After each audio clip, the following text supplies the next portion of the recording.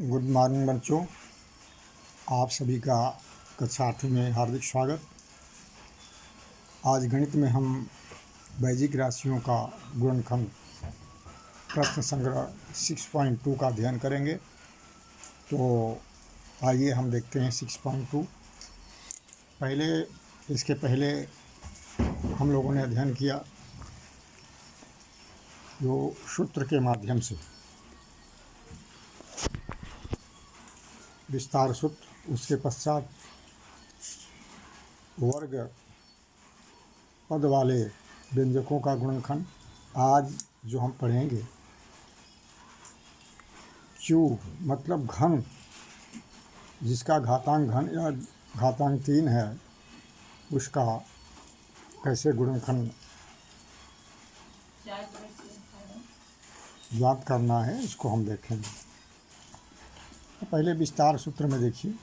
विस्तार सूत्र में हम लोगों ने देखा था a + b का whole cube, a cube plus 3a² b + 3ab² plus b cube. अभी इसमें a cube plus b cube, इसको खंड किया गया है। इसी सूत्र के आधार पर हम इस प्रश्न संग्रह के प्रश्नों को हल करेंगे। तो इसको कैसे खंड किया ना, पहले पद और दूसरे पद को जोड़ा गया है पहले वर्ग में, पुनः दूसरे ब्रैकेट में पहले पद का वर्ग है, फिर चिन्ह माइनस प्लस दूसरे पद का वर्ग किया गया है। अब इन्हीं सूत्र के आधार पर हम 6.2 के प्रश्नों को हल करेंगे। आप देखिए ध्यान से। पहला प्रश्न है x³ + 64y³।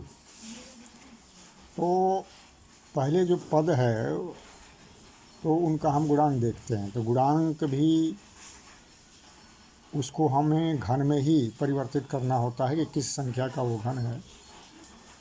तो पहले पद में x³ है, इसके पहले कोई गुणांक नहीं। दूसरे पद में 64 है, तो 64 जो है संख्या 4 का घन बनता है। तो इसको हम इस प्रकार से लिखेंगे। पहले x³ + 4y ब्रैकेट में करके ही क्यूब डालेंगे।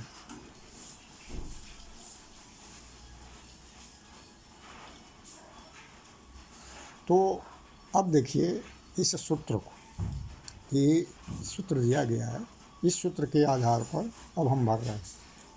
पहले पद को और दूसरे पद को जोड़ा गया है। पहले कोष्ठक में x + 4y x धन 4y, दूसरे कोष्ठक में पहले पद का वर्ग मतलब x का वर्ग, चिन्ह सूत्र के आधार पर ये माइनस है, माइनस रखा। फिर दोनों पद को यहाँ गुणा किया गया है, x गुणे 4y, तो 4xy आया है, देखिए ऊपर रखा गया है। फिर 4y का जो वर्ग है तो 4 चौके 16 होता है, y का y में गुणा करेंगे तो y वर्ग होगा। तो x घन 3 धन 64y घन का यह गुणनखंड हुआ। x धन 4y x² - 4xy plus 16y²। अब दूसरा देखेंगे। दूसरा प्रश्न है a125p³ + q³ मतलब 125 का घन धन q का घन। अब 125 संख्या इसका गुणांक है, तो 125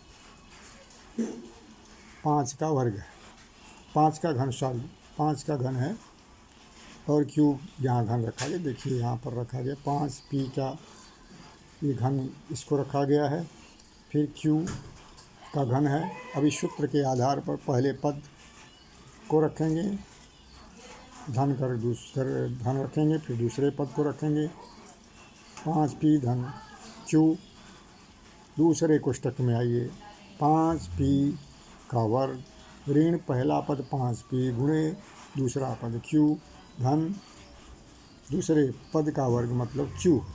अब इसका हम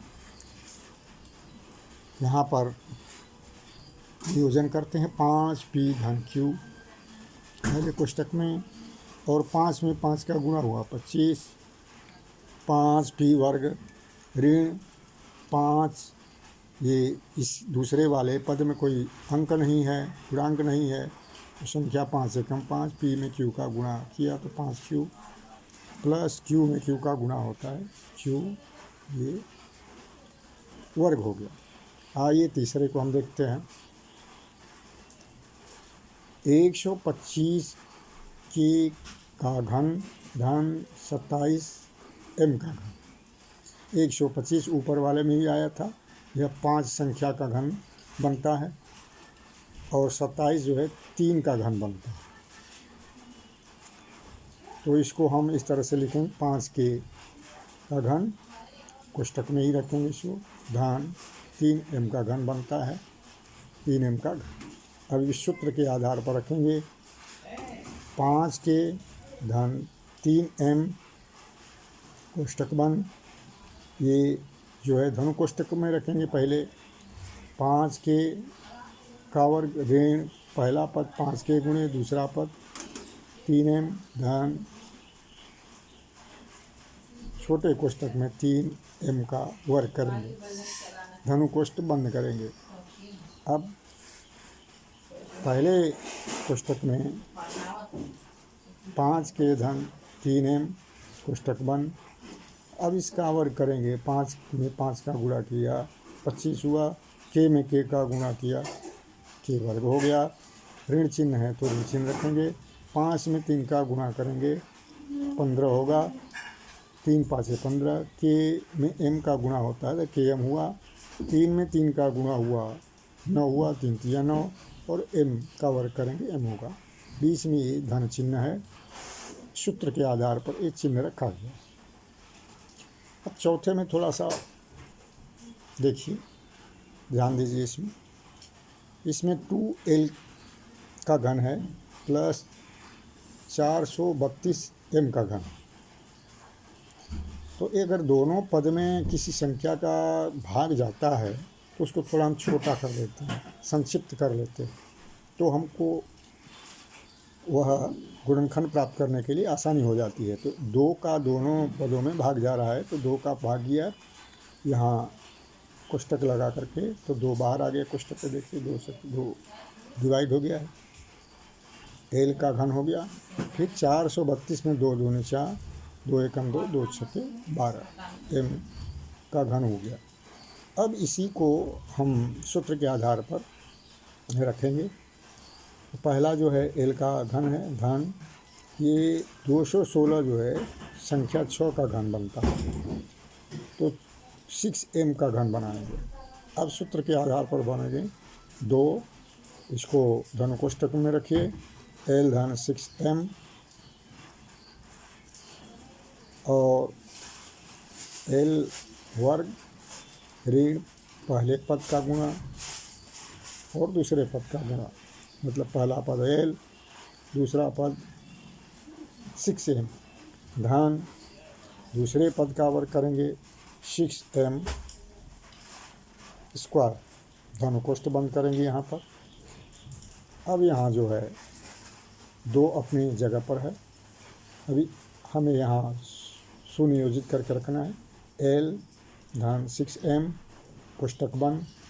अब दूसरे वाले को भी यहाँ पर हल करके रखेंगे, l में l का गुणा हुआ, l वर्ग होता है, ऋण 6, इसमें केवल एक ही गुणांक है तो 6 से जहाँ 1 होता है लेकिन उसको पढ़ा नहीं जाता है, अगर 1 मानते हैं इसमें तो 6 एकम 6 होता है, और l में m का गुणा lm, धन 6 में 6 का गुणा हुआ 36 और m का वर्ग होता है, यहाँ m का गुणा करेंगे तो m। इस प्रकार से हम देखें लिखेंगे। अभी इसका जो है